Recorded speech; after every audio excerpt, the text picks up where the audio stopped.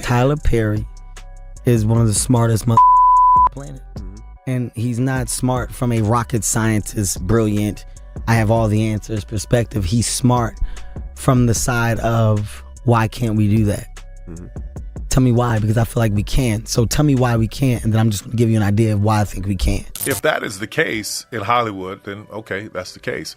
But you got to understand, that's not my case, right? Nobody owned that dress, right? But me. That's right. Nobody told me. A $2 billion franchise. What if I told you that behind Tyler Perry's billion-dollar empire is a story so controversial it might crack the surface of Black Hollywood forever?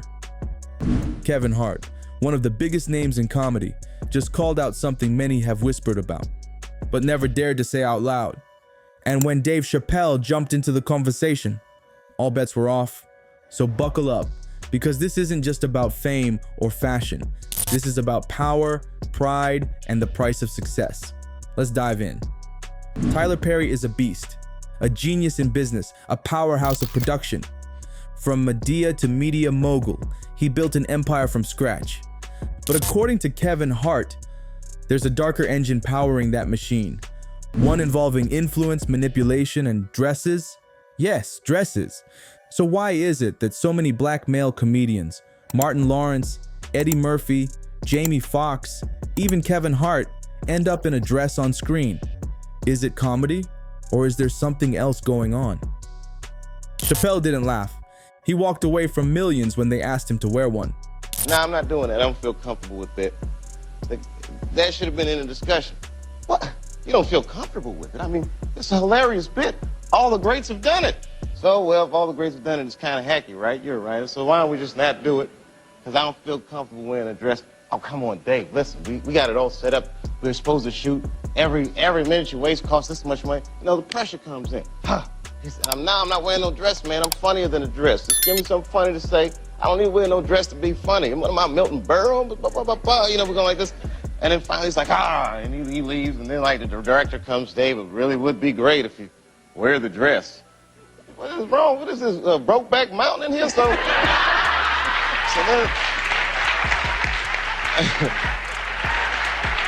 like, where the... And Kevin, he once swore he'd never go down that road. Until he did, on national TV. Kevin said no, Kevin said never. But then Kevin showed up in a dress on SNL. Fans were confused. Chappelle, furious. He accused Tyler Perry of grooming black artists, shaping them to fit a certain narrative. A narrative that some say weakens, emasculates, and stereotypes black men in the spotlight. Was Kevin pressured into it? Tyler Perry's success isn't in question, but his methods, controversial. He fired writers demanding fair union pay, was banned by actors' unions. Critics say he silences dissent and thrives on control. According to Deadline, Perry fired 4 writers who'd pushed for union contracts, causing quite a stir in the industry. Writer Terry Jackson voiced her frustration, telling Deadline, "We were good enough to create over 100 episodes, but now when it's time to share the benefits of syndication and spin-offs, he's cutting us loose unless we accept a terrible deal." Even Oprah, yes, Oprah, reportedly had a fallout with him. And then there's the colorism debate. Let's talk casting. In Perry's movies, the dark-skinned man is often the abuser. The light-skinned man, the savior. It's a pattern critics, including Spike Lee and Chris Rock, have slammed for years. Rock even joked, if Tupac were alive, he'd be the angry dark-skinned boyfriend in a Tyler Perry movie. But is it a joke? Or a reflection of something deeper? Other people in Hollywood and in the industry that say it is much easier, especially for a black man, to become successful when he chooses to put on a dress. How would you address that? If that is the case in Hollywood, then okay, that's the case. But you got to understand, that's not my case, right? Nobody owned that dress, right? But me. That's right. Nobody told me. A $2 billion franchise. Nobody told me to put it on. That's right. Nobody makes me put it on. Okay. Nope, that was all on stage. Black man owned the whole show. Right. It was my choice, right? So when I got to Hollywood and wanted to do Diary of a Mad Black Woman, it was my choice. Remember the Boondocks? They parodied a Perry-like figure named Winston Jerome, a closeted, manipulative playwright obsessed with religion and power. Perry was not amused. Rumor has it he pressured the network to bury the episode. Coincidence? Is that a bra? What? It's just a wife beater. Wear your pants. Why are you wearing a skirt? Nah, Granddad. These are gangsta-licious shorts for thugs. See, they got an extra flap with a pocket, so you hide what you want to hide from the police. Kinda hot, right? You want me to see if he got your size? But you carry the purse. What? Come on, Granddad. This ain't no purse. It's a gangsta-licious man bag. Let's strip away the glitz for a second. Because behind every red carpet smile, $1 million role, and viral comedy sketch, there's a question that keeps echoing louder in Black Hollywood. Who's really pulling the strings? Kevin Hart once stood tall, saying he had boundaries. He told the world he wouldn't wear a dress for a laugh, that he had a line, and he wasn't crossing it. But then, he crossed it. On Saturday Night Live, no less, in full costume, live for the world to see. Fans were stunned. From the looks of it, the new pope is not Turkson. The new pope is 9-year-old Oscar nominee, Kavenzhane Wallace. Wow.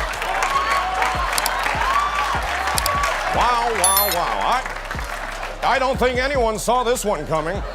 Chappelle, disappointed, and the whispers turned into roars. Did Kevin cave to pressure? Or was he cornered by something bigger?